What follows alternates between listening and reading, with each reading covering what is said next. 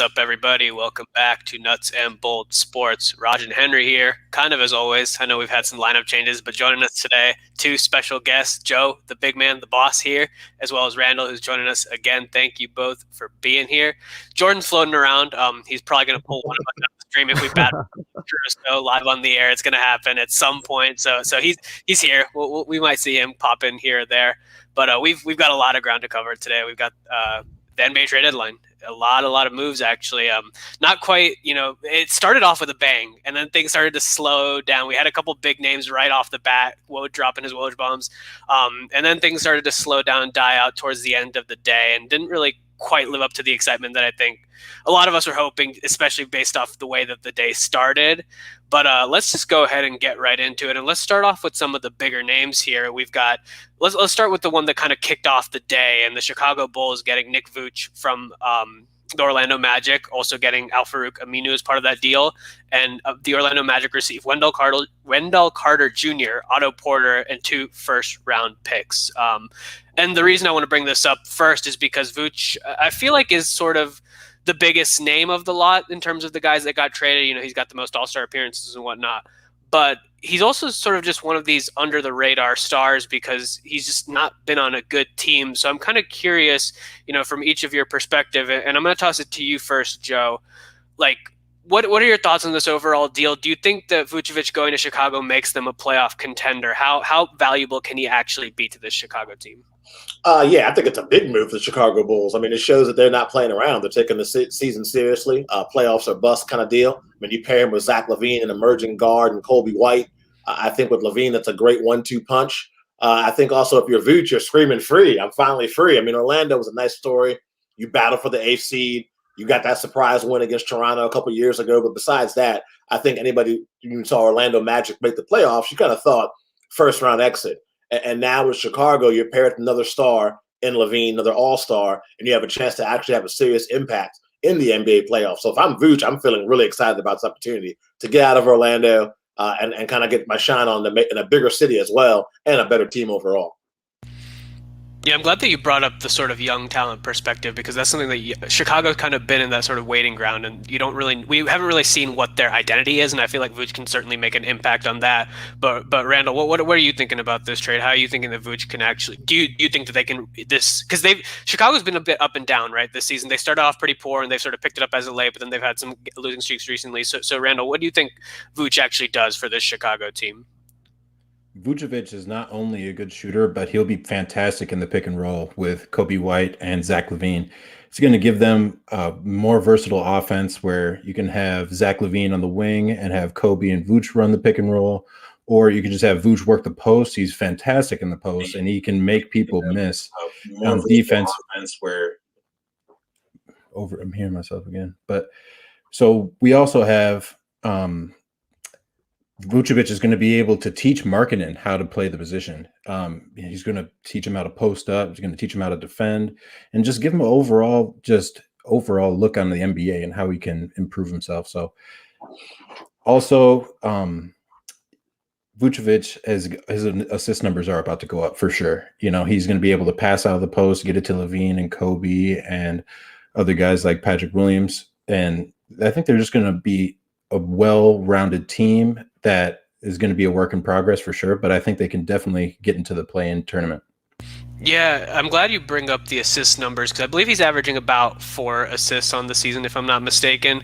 But Vooch is certainly a great playmaker, and I feel like you surround him with some better talent than what he had in Orlando, and he can certainly, not nearly as strong of a playmaker as Nikola Jokic, but can kind of fill a similar role. Passing the ball, dishing, playing out of the high post, and really creating for those guys, especially like you mentioned, like Zach LaVine being one of the better shooters in the league currently. I feel like there's a lot of potential there. But he brought up Lauri Markkanen. So Henry, do you think that moving Wendell Carter as opposed to moving Lauri Markkanen was a smart move here? Because I feel like Chicago fans, from what I understand, are sort of mixed in terms of whether they wanted Lauri Markkanen dealt as part of this deal or Wendell Carter Jr. So what are your thoughts on those two young guys and then the deal overall?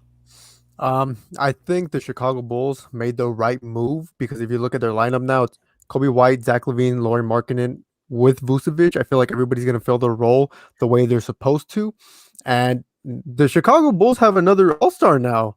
Like they haven't had two All-Stars since they had Derrick Rose and Jimmy Butler, and during that era, they weren't even aligned as All-Stars at the same time. So like now that the Chicago Bulls have that, their front office, I feel like they made the right move because I can see Nikola Vucevic complement Zach LaVine's game. I think Zach LaVine was kind of missing that down low presence offensively that can score consistently, and also give the I wouldn't say give the This is gonna put the Chicago Bulls over the top because right now they are the 10th seed, and separating the fourth from to the 12th seed is only 4 games. 4 to 5 games. So a lot can happen between this right now and then the end of the regular season. But I can see the Chicago Bulls make that playoff push now, especially with Nikola Vucevic. So I wouldn't be surprised if they do make the postseason. I'm happy. I'm not a Chicago Bulls fan, but I'm happy for the Bulls. They finally are making noise again. And I feel like this is good for the league because they're one of those franchises where the shoes are big to fill. And we all know that there's a lot of big shoes to fill, but they're taking the steps in the right direction. Obviously, they're probably one solid piece away from, let's say, making it out of the second round. But they got Kobe White too. And I think Kobe White has a lot of promise.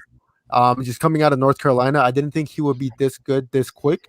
So just seeing all this, concerns me as a Celtics fan as we are in the 8th seed. But aside from that, just in the topic of the Bulls, I think Nikola Vucevic is the perfect guy to target during the trade deadline. And I gotta give him credit. I feel like the Bulls are doing some things better, and kudos to them.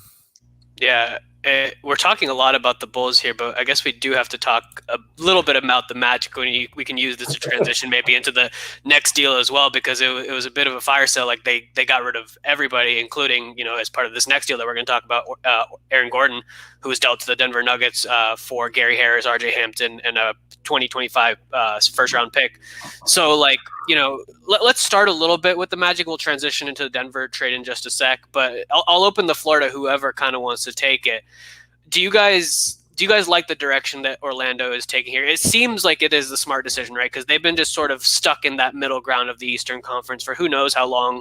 And to what Joe sort of opened us up with, like he said, like Vooch is probably thinking I'm free, and that is sort of, he's kind of been there this entire time while Orlando's been going through this entire thing. It does feel like the right time, right, for Orlando to sort of rebuild. Anybody feel free to respond here. So I think the only thing that Vucevic is missing out on is that state income tax.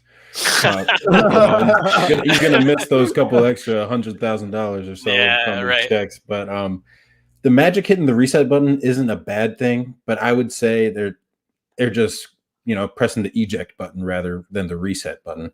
I think they're just going to blow it up, and they're going to have to do a lot of retooling and remixing next year. And it's going to be exciting to see what they do, but I don't see a lot of hope. They're probably just going to do their best to get some good draft picks, and we got a heavy draft coming up this year, so I'd like to see what they get. Yeah, Joe or Henry, you guys got anything that you wanted to add to that? Yeah, it's going to be interesting to see what they can do. I mean, don't forget the feel-good story of the season, or one of the feel-good stories of the season last year was Markelle Fultz, who obviously is out this season. So you have a young guard, pair him with a promising prospect in RJ Hampton, who had a lot of promise as well, still super young, was only in his first year. And then a guy that's been in Orlando, kind of had the injury bug a little bit, in my opinion. He's kind of been up and down this season when he has been on the court, is Mo Bamba. So I think with all these young players you have in Orlando, you got to figure out what pieces do you want to keep and what pieces do you want to get rid of. And I think with this whole trade that happened today with Chicago too, I don't think we're ever going to see Otto Porter Jr. suit up for the Orlando Magic at all. I see him being picked up by another team who's trying to make a playoff push that could use a guy that could kind of extend the floor, shoot a little bit from the outside. But I think if you're Orlando, all these young pieces, we got to find out who we want to keep, who we want to get rid of. And then, like Randall was saying, use your draft picks wisely. Yeah, Otto Porter's an interesting situation just because, he's a solid player. I know he's been a bit inconsistent, but it's really that contract that kind of kills you with him, right? It's really that contract that scares you with Otto Porter, and that's why I think a lot of teams are hesitant to go on him. But I think he'd definitely be a solid piece on a team contending for the playoffs, give some solid bench minutes. Henry, did you have anything you want to close out with in terms of Orlando? I'm just looking at their lineup right now. The backcourt of Markelle Fultz and RJ Hampton does sound flattering, but man, I just as a general NBA fan, I was sad to see Markel Fultz go down with an injury again and be out for the rest of the season, because prior to his injury, the Magic were like 4-0 and 5-0. They got off to such a good start that it made me kind of rethink, like, wow, like I think they finally have the capability to be like a fourth or a fifth seed this season. And I think if Markel Fultz never got injured, we wouldn't even be talking about Magic trades right now. We'd just be talking about being playoff contenders. But with that being said, my only worry moving forward is Markel Fultz still too injury prone? Like, is that going to be a worry for the Magic? Is Jonathan Isaac still too injury prone? We saw the injury he had in the bubble. And those are the type of factors, because you do have Mo Bamba, you do have RJ Hampton, but if your other pieces are inconsistent in terms of their presence on the roster, then I think that mixes up a lot of problems for the Magic. But ever since the post Dwight Howard era, they've been running into so many problems. So I wouldn't be surprised if they run to another flurry of problems moving forward. Yeah, the injuries only get worse too because they got Gary Harris as a part of this deal, and Gary Harris is just a guy who has not been able to stay healthy his entire career. So much promise coming out of college, and so much promise, in his years playing here in the NBA in Denver. He's been a pivotal piece of that team, especially on the defensive end. But he's another guy who can barely get over the 45 game mark for most seasons that he's played. So it kind of just sucks. But like in terms of Denver, I certainly think that from the entire lot of the trade deadline teams that made moves, I feel like Denver has the most sort of upside potential with the addition of Aaron Gordon. I'm not ready to say that they are the strong, like the quote unquote winners of this trade deadline, but I think Aaron Gordon could be such a pivotal piece to that lineup. I imagine Paul Millsap is now going to be slotted into the backup, into the reserves there, and Aaron Gordon is going to take over that starting power forward spot alongside MPJ, Will Barton, Jamal Murray, and obviously Nikola Jokic. So I think in terms of what Aaron Gordon can do, I know a lot of people have been focused on the fact that he can play defense against LeBron and Kawhi. I'm not ready to say that he's the guy that can stop either of those guys, but I think he can probably stop those guys better than Denver has in the past. I still think that Will Barton, although he's a little bit smaller, is still a good matchup against both those guys. But I think that Aaron Gordon will probably do a little bit better job than Will Barton has. And obviously on the offensive end, he's certainly got the talent, the athleticism to really, really help this Denver team playing alongside Nikola Jokic. I feel like just you put anybody alongside Nikola Jokic, and if they feel like they can do anything. I know Aaron Gordon's been working on his three-point shot. I feel like he's still not quite consistent enough, but maybe playing alongside somebody like Jokic who demands so much presence might open him up to really find his stroke. Henry, I'm going to toss it back to you now. What are your thoughts on this deal for Denver? Do you think that Aaron Gordon maybe gets them back into that top three sort of in the Western Conference? I'm going to ask you real quick, Raj, are you happy as a Denver Nuggets fan? Yeah, I am happy. I think this is a good pickup. Okay, well, and I know Keith is watching too, and I know he's a Denver Nuggets fan as well. And I'd be happy too if I was a Nuggets fan.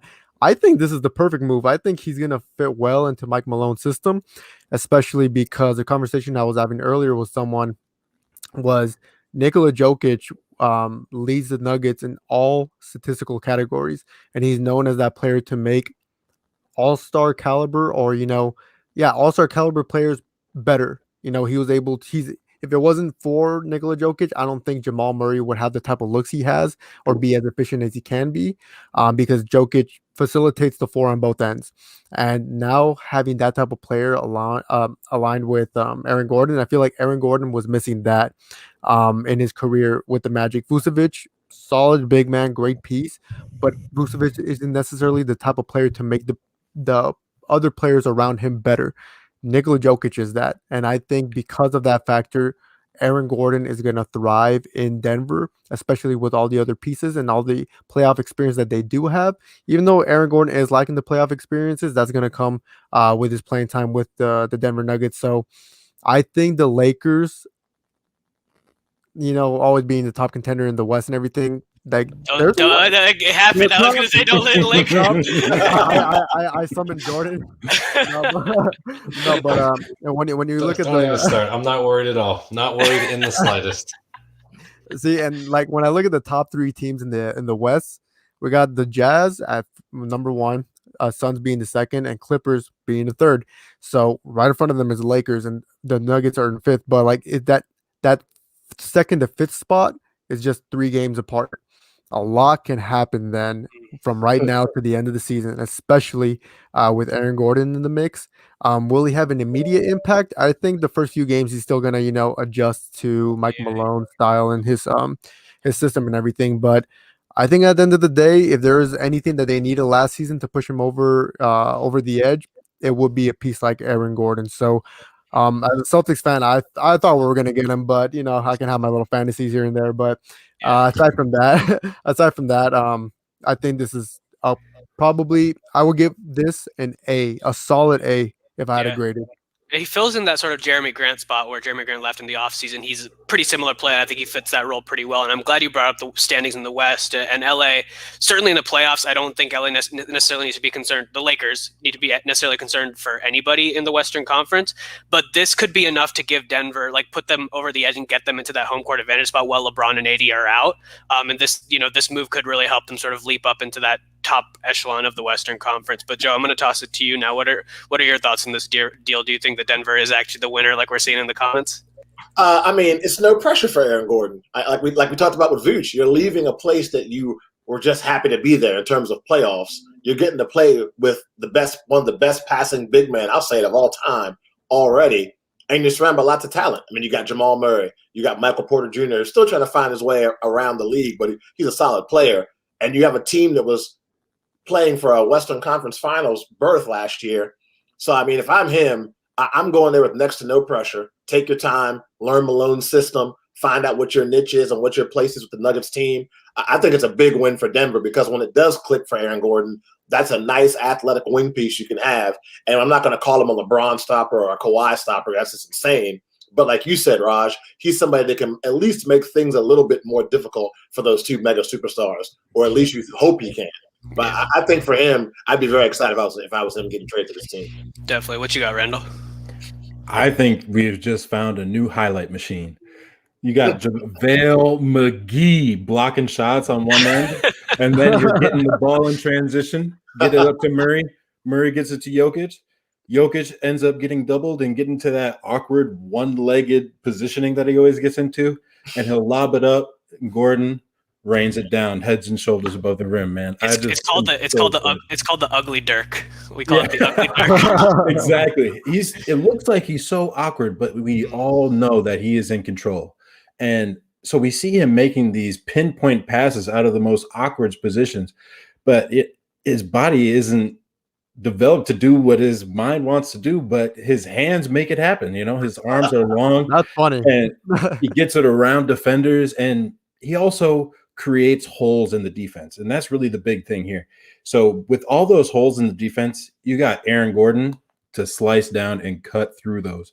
So he's cutting, and he's going to have wide open shots at the basket, whether it be a layup, a dunk, or, get into the post and then kick it back out for wide open threes. So I think it makes their offense way more versatile, and JaVale McGee is the signing of the day. Yeah, I actually am glad you brought up JaVale McGee because I was going to bring it up, but I think that was a sort of under the radar pickup, JaVale McGee returning now to Denver. But I see in the comments that Keith mentioned Denver's always a problem at the 4 and 5, and particularly the backup 5 alongside Jokic, because the backup 5 for Denver needs to be a good defensive presence, and I think JaVale McGee provides that better than any of Denver's previous 5s that have backed up for Jokic have.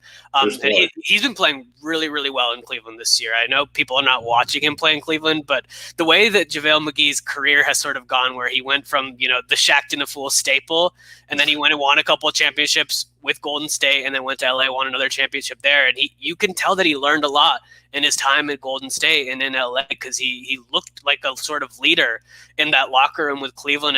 On the court, he was dishing out passes and making incredible defensive efforts. I think this is, I agree with Randall. That's definitely one of the sort of under the radar, maybe one of the signings that I feel like we're going to talk about at the end of the season as a really, really pivotal piece. And I'm glad that you also brought up the sort of the versatility aspect of Aaron Gordon, how that pairs with Jokic, because Aaron Gordon is the kind of player that can kind of do it all. He can attack the basket. He's a decent enough shooter to where I feel like if he gets the open looks with Jokic beside him, he's really going to elevate. And I'm glad that he's sort of, I know he didn't really have a say because it was a trade, but I feel like he is the kind of guy that wanted to go play for a contender. And you look at Jeremy Grant, who is playing alongside Jokic and Murray and is like, no, I want the money, I want the touches. I feel like Aaron Gordon is the guy that's going to come in here and be like, no, I understand what my role is here, and I'm going to try to fit that role as well as I can to make sure that this team wins, because that's not something that I've tasted yet in the NBA. So I think this is a really exciting move for Denver, and I hope that it sort of reaches that potential that it spells for a lot of us who do support the Nuggets. But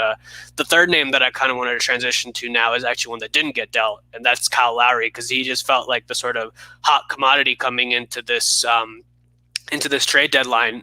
Kyle Lowry being one of the All-Stars, and I know he's sort of on the downward end of his career, but could have really made a difference on some of these teams that were pursuing him, like the Lakers and the Sixers, in terms of getting far in the playoffs, getting to the finals, and maybe winning a championship.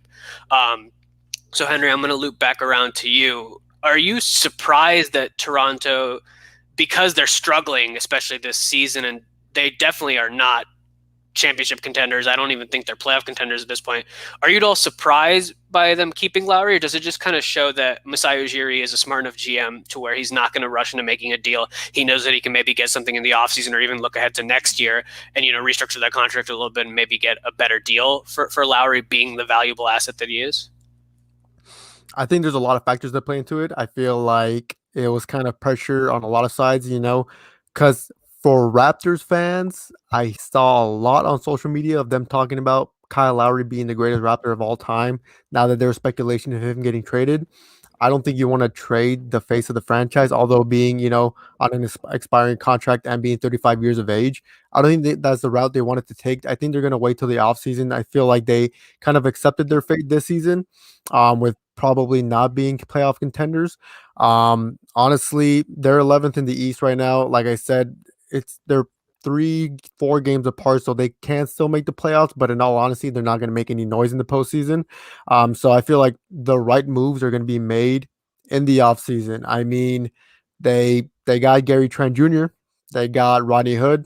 Those are solid additions. They gave up Norman Powell, but it's kind of like it didn't really do anything. It's you kind of stay stagnant. I like Gary Trent Jr. in Portland, so I feel like he's going to complement shooters, the other shooters, on the Raptors. But in terms of what they're trying to do here, I feel like they're going to wait till the offseason. I feel like this was the right move for Raptors fans as well. I don't think they wanted to see Kyle Lowry leave. I can give a damn, but I think that was like one of the main factors. If you don't want to talk about, like, aside from, let's say, salary cap, who wanted to match, Kyle Lowry's salary and everything, because it was kind of difficult, if they wanted to make a trade to the Lakers, there is a lot going on there in terms of, like, there being a three-way trade and stuff. So I think at the end of the day, there's just too many complications to go about it. Even the tweet said that, they couldn't find a package to deal Kyle Lowry. So they kind of just accepted it right now that the trade deadline was here. They're like, okay, not this time, but the offseason, they're going to make some noise and maybe build around Pascal Siakam. I don't know about that, but yeah. But yeah. Yeah. I'm glad that we sort of had that thing come up here that was, what Toronto was sort of asking for from the teams that were pursuing him, including Tyler Hero and Taylor Horton-Tucker. And just it doesn't feel like those two guys were up for grabs from either of those two teams. But Randall, do you think it would have been valuable for either of those two teams, especially the Lakers right now, who are missing some key pieces, to maybe deal Taylor Horton-Tucker to get Lowry? Or do you think it kind of just it was a pretty fitting move? For Toronto, I think it's a fitting move. You get the opportunity to let him go in free agency and give him that respect that he deserves, because he earned them a championship, and he's a great locker room guy, and he's a fantastic leader. And sometimes it doesn't always show up in the stat line, but you saw last night he put up 8 points and it went to plus 42, a career high for him in the box score. So I think the way he runs the floor is very unique, and he can knock down shots. He's very streaky, but I think the fact that he stays there is good. I don't think he would have been a good fit for the Lakers, because, like I said, he's a locker room guy, and you have LeBron there. So you're going to have those two voices clashing. And then I think he would have been best in Philadelphia. He would have been a great pairing with Joel Embiid and Ben Simmons. And I don't think they wanted Tyrese Maxey all that much. He's not in the rotation very often, and when he was, it was like a last resort. Put up that 30-point game night, and so that's all we've really seen from Tyrese Maxey. And he had a good series or season in Kentucky, but the packages weren't enough for Lowry, and I don't blame the Raptors for keeping him. I think it's a good move and good in terms of a view of the franchise and the front office. Definitely. What do you got to add to that, Joe?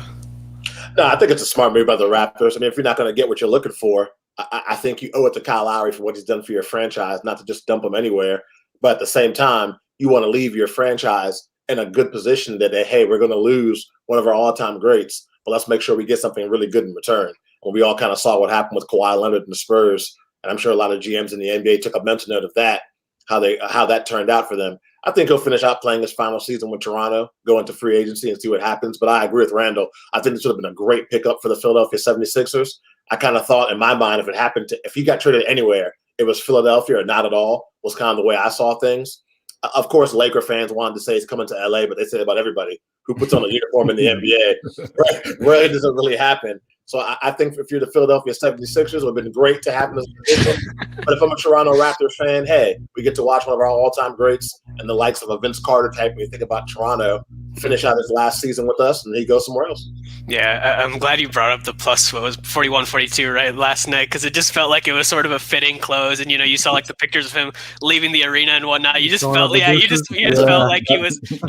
he was done. But to go back to the GM situation, I think it really is a testament to what Masai Ujiri is as a GM. He's not going to rush into making deals, and we see that so often where teams like the expiring contracts and whatnot, they'll deal the player and they really won't get a whole lot in return. And I feel like we saw a little of that today with Orlando, where they didn't really get a whole lot of value, even with draft picks and whatnot. Like they really didn't get a whole lot of value for the two guys they dealt. I understand that they're rebuilding, but like there's not really a whole lot of it on paper. So I'm glad you brought up that aspect. But yeah, it's just Masai Ujiri playing chess and being smart with it. And I'm excited to see Lowry finish out this contract and see what he does with where he decides to go in the offseason if he does decide to move. But yeah, that's definitely one we're going to have to focus on. The last sort of big name here. I love that picture. It's so good. It's so good. But the last big name, I guess, that was associated with this trade deadline here that I wanted to touch on, and it feels like, a couple of years ago, this might have been the headlining name of the entire day, but, he's kind of fallen under the radar a little bit following his injury and whatnot, and that's Victor Oladipo going to Miami, going to the Eastern Conference champions there. Miami only giving up Avery Bradley and Kelly Olynyk, and this really feels like a smart move for Miami, if you ask me. Miami obviously had their struggles, they had the COVID issues and whatnot, so I don't know if they're really to blame here, but they've kind of picked it up recently, and this feels like a sort of statement as to them saying, no, we want to get back to the finals. We felt like we deserved that spot there, being atop the East last season, and we feel like we're going to get there again, and this feels like a push. And obviously we heard the news today that LaMarcus Aldridge has officially been bought out by San Antonio, and Miami feels like the likely landing spot for him as well. Randall, how are you feeling about this? Because Oladipo obviously does have the injury struggles, but I feel like he's still playing all right this season. Is he going to make that instant impact there in Miami? You said it yourself, the injury struggles. And through those injury struggles, he denied 2 contract extensions. So I think that makes me believe that he really wanted to be in Miami this entire time. Pat Riley dumping the rings on the table and just showing him like, hey, This is what you can have. And you could be a fantastic pairing with Jimmy Butler. And, the cards just never fell in the right place until now. And I think it's a fantastic move for them. You'll be able to see Jimmy Butler get a little bit of a break on offense. He's still going to be guarding the best player on the floor every night. He's going to be putting it all out there. We know Jimmy gives 110%.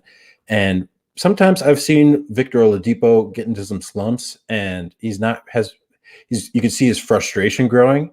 And now that I think he's in the right spot for him, I believe that he's going to be more excited, more motivated, and he'll be bringing it up on the defensive end, getting his hands in the passing lanes, and then being able to knock down shots too in the clutch.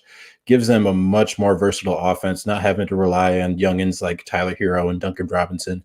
They will be able to sit in their roles more effectively, and I think the ball will just be able to move more fluidly as well.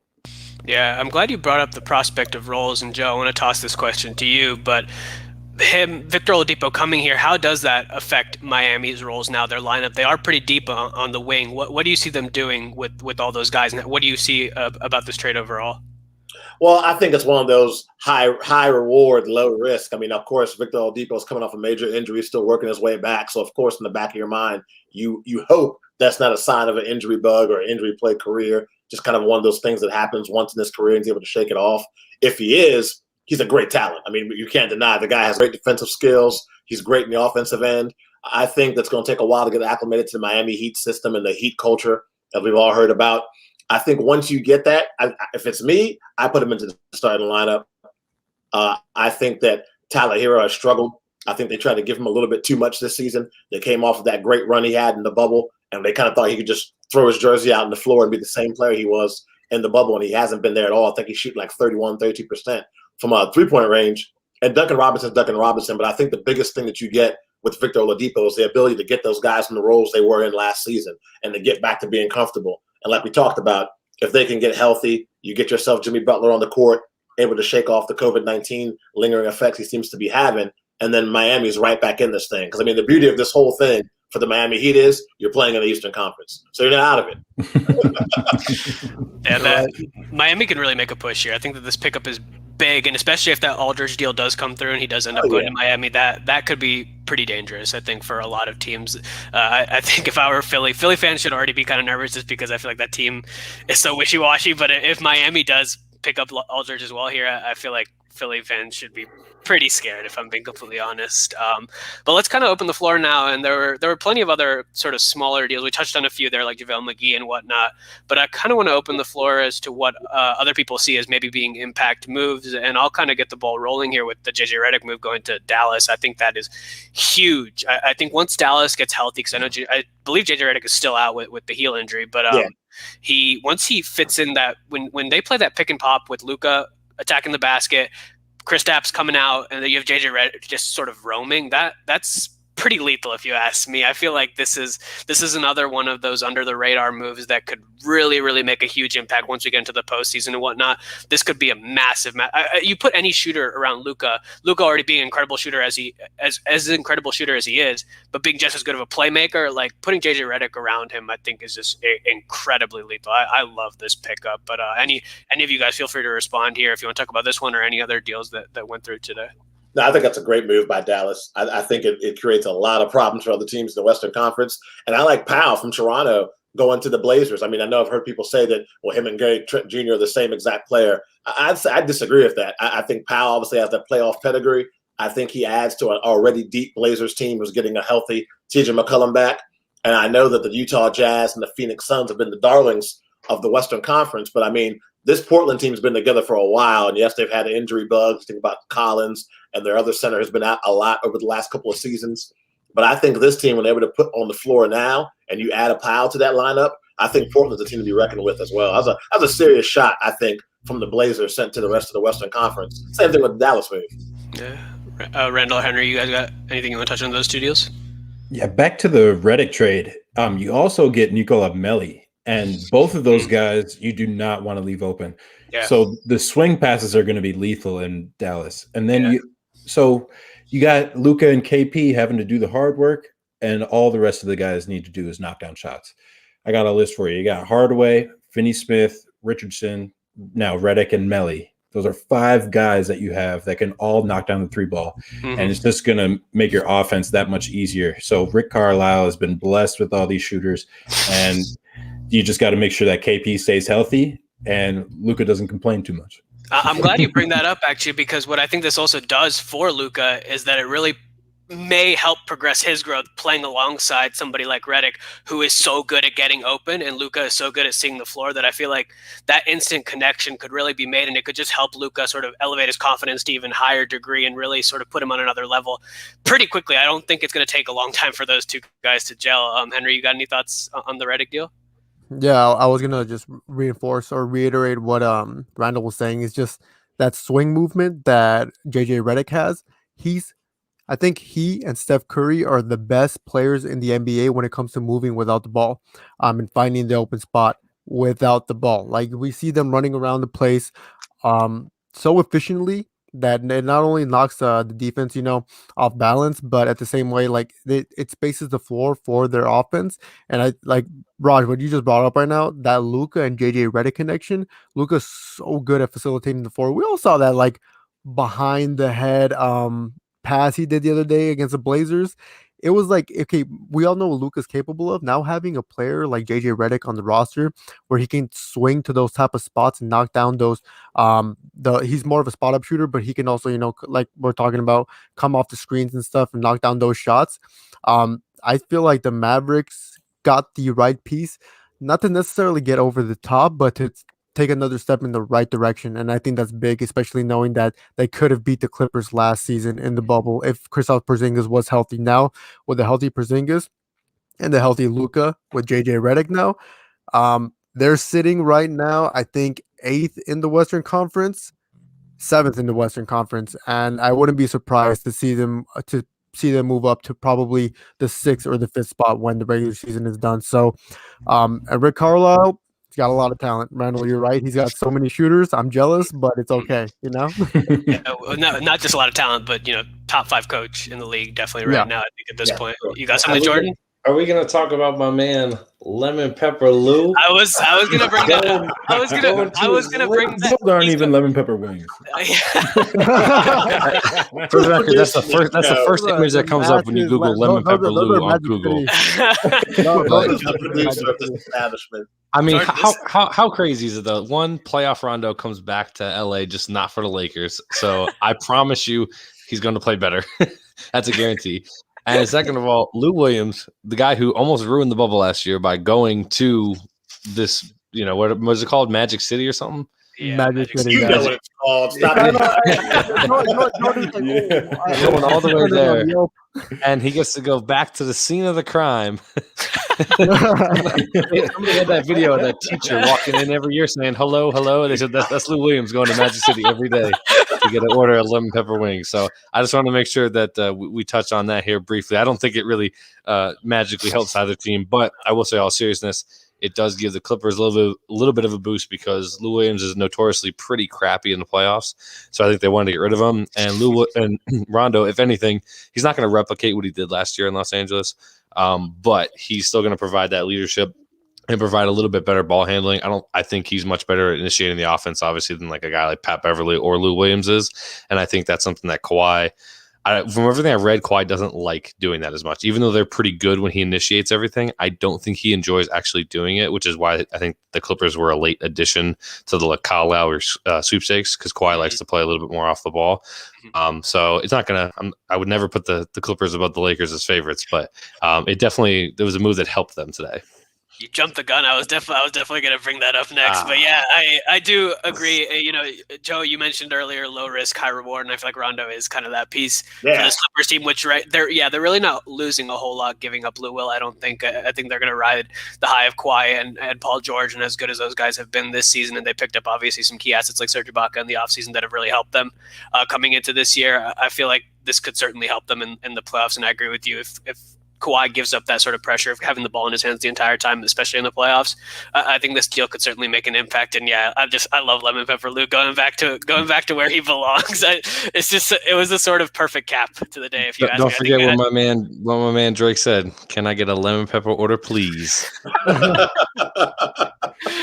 Any of you guys think that this deal makes an impact on? Atlanta feels like just sort of out of the equation at this point. So let's kind of focus on the Clippers here. Do you think Rondo makes an impact, Joe? You're shaking your head. I mean, you can never have enough quality veterans, especially when they're guards that can handle the ball. So I mean, like Jordan was just saying, if Kawhi does not like to be the initiator of offense, and you have Rondo, a guy who has championship pedigree, obviously, and has shown he's a pretty good point guard, especially in the playoffs. It's a win. It's a win for the Clippers, but I don't think it's an earth-shattering move. It's no Aaron Gordon to the Nuggets type of move. Sure, fair enough. I agree with you, Joe. Also, you have Kawhi that doesn't want to initiate the offense, and he doesn't want to initiate the confrontation either. But we all know that Rondo gets rowdy, and he will be a vocal leader for them. And you have that relationship that him and Tyronn Lue have from back in the Celtics days. And I think that they'll be able to get on the same page and be able to generate what Lou wants onto the floor. And Rondo, he's not going to push them over the top. I don't have them as title contenders, but they will win more games. And if Paul George can put his ego to the side and start taking responsibility for his mistakes, and Rondo will definitely help them do that, I think they will be able to make a good playoff run. But I still have Denver over the Clippers 100%. Yeah, Henry, you got anything on that front? I like that you brought that up, Randall, that they're missing that vocal leader on the Clippers.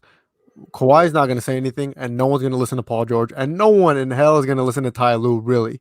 So it's like all those three factors, and it's been said before, it's been reported before that Kawhi knows he needs to be more vocal, but he's just not. And after their disastrous fallout against the Nuggets last season in the bubble, Paul George tried to hype up his locker room afterwards. It was reported that nobody wanted to listen to him. Everybody kind of just brushed him off. So it's just those after effects. You mean my man Playoff P? That My was man bad. Playoff P. There he is. There he is. Don't worry. He's a reverse bear. He's in hibernation right now. He'll be out in a couple months. Why does that picture have an arrow pointing to the brick? We all know where the brick is coming from. Yeah, I don't know why Google decided Bricks to only count if you hit the rim, not the side of the back. Oh, good point. Hey, facts, Randall. Facts. I like that. And like just all these things, I was like, they need a player like Rondo. Like, who doesn't say, except for Jordan, that Rondo can do the same on the Clippers that he did for the Lakers. I do believe, even though that he rejects it, I think playoff Rondo is a real thing. It's one of the craziest phenomena that we know in the world, because it's as much as he denies it, like he does come alive in the playoffs, and we all see that. Playoff Rondo is a real thing. I trust me, I get it. I'm just saying, I think if I had to make like a serious note about it, I don't think he can fully replicate last year. One, because he's another year older. Two, Kawhi and Paul George are not going to push him the way LeBron would. Like LeBron always has the expectation. And LeBron is also a guy who's not afraid to be like, hey, you're not playing up to my level. You need to figure it out. And I think that's why he and Rondo have always had that respect. It's not that not that Rondo's not going to respect Kawhi or anybody there, but like they're not going to have that same level of openness. We saw the communication issues that the Clippers had last year. So I think that's the reason why maybe he won't quite be able to flip into gear. Or if Rondo does get a little feisty and does stand up to somebody, hey, Paul George, you're stinking tonight. We need you to step it up. That could go in a different direction than if he said that to Anthony Davis or LeBron. That's kind of like the thing there. I don't know if the Clippers can take Rondo. Rondo has a very abrasive style of leadership, which I respect, and it works in most situations. Like it worked with the Celtics for a little bit. It works in other spots, but I don't know if it would work with this, let's just call them mentally fragile Clippers. Like that's just kind of what they are. I'm not being mean. Like they have proven that they are not the mentally toughest team in the league. Yeah, even though they like to act like they are on the court. And Lou Will was certainly that sort of personality that would go out on the court and act like he's tough, but I feel like Rondo actually brings that toughness, that edge that Lou Will felt like he might have had. Yeah, but are there any other deals that we maybe didn't discuss here that we, Henry, you want to talk about your Celtics? Fournier. Yeah, Henry's going to talk about his Celtics. Go for it. There's not much to talk about, but it's just I knew Danny Ainge was going to make a move. I didn't expect getting Evan Fournier. I mean, we got rid of Daniel Tice. You guys hear me talk about Daniel Tice all the time. I've been wanting to move him now for the longest time. I think Robert Williams is the perfect centerpiece in terms of the center position of who should take that starting role. But to get a guy like Evan Fournier, he is averaging 19.7 points per game this season. So to add another scorer, at least let's say coming off the bench, or to push Marcus Smart back to a six-man role and have Evan Fournier flourish in a starting position, I think that's going to add a lot of depth to the Celtics, because we are missing a lot of depth, and the big man game is going to now center around Robert Williams. I don't like that Tristan Thompson is still, our backup option, but aside from that, I don't think we necessarily took a step in the right direction. I think we just took a step somewhere. So, Randall, I feel like you were going to say something. Yeah. I'm surprised. I might be more excited than you. Like, hey. You got Fournier. He is dangerous in the clutch. As a Timberwolves fan, we have been in many, many, many close games with the Magic. And Fournier always happens to get around that screen and either get fouled for three or he drills a three. And he's just lethal, man. It's really ridiculous on how underrated he is. Obviously, he's not going to be the best defender. He's not the best slasher. but he will knock down open shots and give you that versatility towards the end of games where you could sit Marcus Smart on offense and then put Evan Fournier in when Marcus Smart, I'm sorry. You guys get what I'm trying to say. Yeah, you got Fournier on offense, Marcus Smart on defense, and you're able to switch those guys out towards the end of the game. So also and then it takes a little bit of pressure off Jason Tatum because we all know where the ball is going towards the end of the game.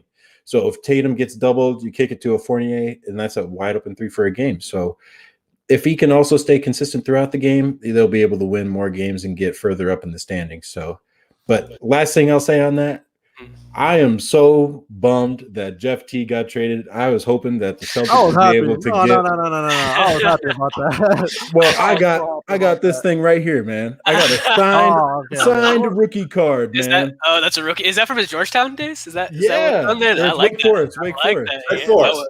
Yeah. Randall, don't associate him with Georgetown. How dare you? Who'd you say? I thought you said Jeff Green.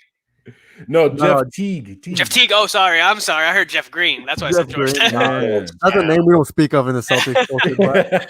hey, I'm sorry to cut it to you, Randall, but I did not like Jeff Teague as a pickup prior or in the offseason. I think it's not that he's washed necessarily, it's that he will bring a stagnant amount of productivity, especially for what the Celtics need. That's why I was like, why would you get Jeff Teague when we got Peyton Pritchard and Carson Edwards? Get rid of Jeff Teague and then put Carson Edwards in the rotation. And I guarantee you, Brad Stevens, if you're listening to this right now, things will work out. Listen to me on that, please. Well, the biggest thing about the Fournier pickup is that they only give up 2 second rounders. They didn't really give up anything valuable at all. And to what Randall was saying about, he's a high volume scorer. He can put up nearly 20 points a game. And he doesn't need to do it. Attacking the basket or doing it's just based off just those jump shots that he takes. That he creates room for himself and he can get open. He can run around. He can find open space. He's good playing off the ball. And I feel like he's going to play really, really well alongside Tatum and Brown. It maybe will be that sort of piece that I think Boston lost out on not going after some of those big guys that were on the market. I feel like that's still, an issue there in Boston that they need to figure out. But I feel like this will make Boston a better team than they were before, they're under 500 right now, right, Henry? No, I don't even want to talk about that. Yeah. I mean, this Boston team 21 and 23. Yep. This Boston team should be a top 4 team in the Eastern Conference, and they're not. Yeah. That's kind of crazy to me. And I hope this propels them back into maybe not the top 4, but maybe the top 6. I think it should be enough to hopefully get them. The fact that the Hornets are in front of us and Gordon Hayward is balling, that hurts even more. My God.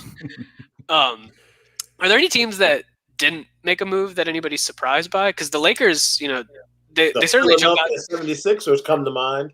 Well, the thing about Philly, I'm not surprised with them. I feel like they were kind of going after those big names, gunning after those big names. The reason I'm surprised with the Lakers because LeBron and AD are out right now, and I know the timetable for AD's return is coming closer, and we don't know exactly what the timetable for LeBron's is, but I feel like they should have made a bigger push to get something just to fill in those gaps that they're currently facing right now. Again, postseason, it is what it is. They might be, 5-6 seed because the West is so tight at the top. And I don't think that's really a concern for LeBron or AD, but I'm just surprised that maybe they didn't go after one of these other names that were out there on the market, especially considering like somebody like Oladipo is out that they maybe could have made a push for.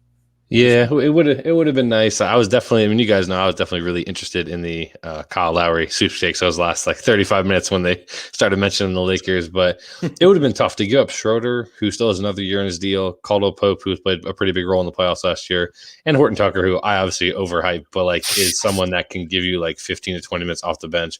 To do all that just for Kyle Lowry for what is guaranteed to be a 3-4 month rental because they're not going to have the money to re-sign him. It's tough because they're working on an extension with Schroeder. You still have Caldwell Pope under contract and you still have Tucker under contract. So long term, it probably benefited them more to not do it, even though Lowry I think his IQ would have been very valuable to mix with LeBron and AD. I will say Philly though, they did get George Hill. I know he's hurt. I know he isn't playing a ton, but he is someone that has a lot of playoff experience. How much he has left in the tank, that's TBD. We'll see how he comes back. But they didn't at least fully, swing and a miss. Mm-hmm. I'm trying to think of any other teams looking at the standings. I mean, none of the major players. I mean, I guess Phoenix didn't really do anything, but they don't need to. They don't need to. They really don't need to. They're playing well right now. Don't mess it up. Same thing. Ditto with the Bucks. The Nets. The Nets have done their trading for the year. So that's about it. Now it's just guys. It'll be LaMarcus Aldridge probably to the Heat. Andre Drummond, I would say 60-40 probably to the Lakers.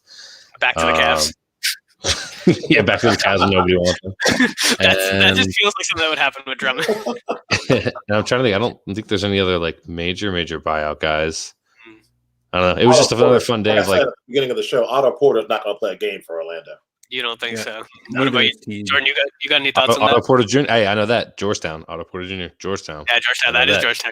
You're right. This is turning into the Georgetown reunion podcast. There, I'm sure Joe loves that. I know Joe's a Georgetown guy, so I'm sure he loves that. Big East champ Georgetown. I don't want to talk about the Warriors still just yet. Joe was mad because I texted him because I bet on Colorado heavy in the tournament, and it did not go so well. Ooh, this is a good point from Greg. Lonzo was all but gone. Yeah. My baby boy. The guy still has stock in, the best ball brother. And he did not get moved. I heard the Pelicans are trying to move him, Bledsoe, or Adams. Like they were trying to do anything to unload some salary.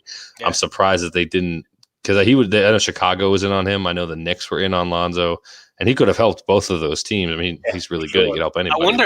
I wonder if the asking price was too high because people, including Jordan, still have a lot of hope in Lonzo. I myself don't really have a lot of hope in Lonzo for the future. I feel like he's in a flat. He's just shooting 40. He's shooting almost 40% from three. He's the best defender between him and his brother. He's a great playmaker. He's fine. Hold on. LaMelo is gonna make the playoffs before Lonzo, and we all know that. I think LaMelo being injured on the bench during the playoffs does not count. He might come back. He might come back. Being actually on the playoff. I'm just saying. Yeah, I'm surprised by that. Actually, I'm glad Greg brought that up in the comments because Lonzo was one of the big names that I feel like a lot of people were targeting. You heard his name thrown out to like 5 or 6 different teams. I feel like we're sort of chasing him, and I'm surprised that he didn't get moved. But yeah, I feel like it's the asking price. I don't know. Does anybody else have any different reasons they think? No, I think it's the asking price. I mean, David Griffin, we all know from his days with the Cleveland Cavaliers, you're not gonna push. He's not a pushover. He's going to tell you what he wants, and you're going to give it to him, or you're not going to have a trade. He said, all right, Chicago, you want Lonzo Ball? How about Zach LaVine and a future first? And Chicago hung up immediately. Yeah, you're probably not wrong, honestly. That's fact. Randall, do you have any thoughts on Lonzo? Yeah, I agree. The asking price is high is because you can't really get much better than Lonzo, and anything else that you would get would be worse. So I think that Zoe and Zion are a great pairing. I don't know why you would want to break them up. I think the X factor is Brandon Ingram. So you got to get Brandon Ingram his shots. You got to get him his touches. And Zion just gets it as he lives. You know, he's getting 20 points per game in the paint. And that's mostly because of Zoe finding him down low, or he's just slashing, getting those open lobs, full court lobs. Like, I don't understand why you would even try to entertain that unless you can get something better. And there wasn't much out there. No, that's a good point. Henry, you want to close us out on Lonzo? There you go. That's not Lonzo. That's a Derek Fisher jersey. That's a Derek Fisher jersey. One of 4 in existence still. Only one legend. Only one legend wore number 2 for the Lakers. His name's Derek Fisher. I appreciate that. 0.4 seconds. Yeah, I love Derek Fisher. Henry, you got any thoughts on Lonzo though? I mean, now Can that just keep showing this? No. Now that Jordan's here. This is in the Hall of Fame right here. Now that Jordan's here, it was. Let's say if you got traded to the Bulls, I think obviously it would have helped the Bulls because then you have a lineup of Lonzo Ball, Kobe White, Zach LaVine, Lowry Markkanen, and Nikola Vucevic, which will be a great lineup, right? But you beat the Hornets. They would. I don't know. The Hornets. Who is guarding Vooch at center for the Hornets? Cody Zeller.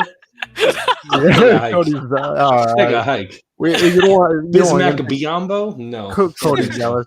But it's just the thing was for me is that Lonzo had so much expectation coming in that he was dealt the wrong hand in terms of where his ceiling was to start. He knew what type of player he was, and he knew the type of development he needed at least for the first 3 or 4 years in his career. And I'm gonna say, a factor was his how can I say this? His quality of play being overhyped by his dad, kind of ruined it for me because then, you saw his career not work out with the Lakers so quick, things turned around. He's with the Pelicans. Pelicans don't do much. So it kind of makes you question Lonzo's play. Then you see LaMelo come and make an immediate impact on the Hornets, especially when he goes from being a bench player to a starter. He started averaging 20 points per game. And he's one of the main reasons why they're fourth. Right now they are fourth. They're fourth in the East. Fourth in the Eastern Conference. So it's not that I'm trying to compare the two, but it's necessarily that if LaMelo is able to have this type of impact already this early in his career, I expected the same thing from Lonzo, and it disappoints me because I wanted Lonzo to succeed with the Lakers, but then just seeing him get traded so easily, it makes me feel like he's expendable at this point. And it's sad to say, Jordan, I don't know if you want to say something. I actually agree with what Greg said. Like talent, just athletic gifts, scoring ability. It's LaMelo. Like I don't disagree with that. Like I can never, and that will never change. Like LaMelo has certain basketball given abilities out there on the court that not a lot of guys have. I mean, he really does have a good feel, and he's had a much better rookie season than I thought. With that being said, I think Lonzo's IQ is higher. I think his defense is always going to be much, much better. And I guess I'm going to die on the island, but like I would just right now, if you were like, hey, I have a 7-game playoff series, who do you want? And if I have like good enough shooters around me and like consistent scores, I'm going to take Lonzo. But that's just me. And I would take Lonzo in that situation as well. Because like LaMelo could shoot like 7 of like 23, and like I guess that's a good mentality to have with some guys. Like they think that the ball's going in. Like MJ, Kobe, those guys had that mentality. But like I can just trust Lonzo to make like the safe, smart play. And I think if you had him in the right situation, like right now he played with the Lakers, that was an awkward fit. Then LeBron was there, that was a mess that year. We all know that was a whole thing. And then he goes to New Orleans, and now it's like, well, Zion needs a lot of touches, but he can't shoot threes, and he's been running this point Zion thing. Eric Bledsoe just gets in the way. Eric Bledsoe gets in the way everywhere he goes. And Ingram's getting better as a playmaker, but he's a guy who also wants the ball in ISO too. So like, and Stan Magnetti for some reason has not decided to just let these guys run. They don't play at like the super fast pace that you would think a bunch of young 22-year-olds would play at. Because they're slowing it down. They're slowing it down for Zion, I think, is the problem. The guy's a 6'8" tank. Give him the get in transition. It's like Charles Barkley in like his prime. Like, why would you get in the way of it? It's like LeBron when he played in the Cavs the first time. Like, why would you get in the way? You brought it up earlier. They want to keep giving it to him inside in the post and let him just sort of back his way to the basket and get an easy layup. And it's working to an extent, but yeah, they're certainly not. Is it?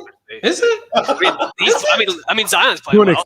I mean, for Zion, he's playing well. And I like Zion. It's something personal. I don't think Zion's like, hey, give me the ball in the post, slow it down, Stan. Like, I think he's just going with whatever the coach says. But like, can you imagine like if they actually decided to run with those guys? Lonzo is fantastic in transition, find the open guy.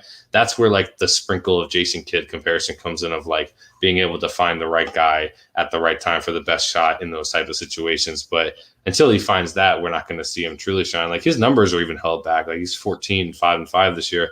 If you took like Bledsoe off and got him out of the way, he'd be like 17, 8-7, something around there. And like, I'll live with those numbers. Like those are great, but I don't know. This is a lot longer than I ever expected to talk about Lonzo, so I'm just happy to be here. Pour one out for LiAngelo, cut by the Pistons practice squad. Like didn't even make the final round.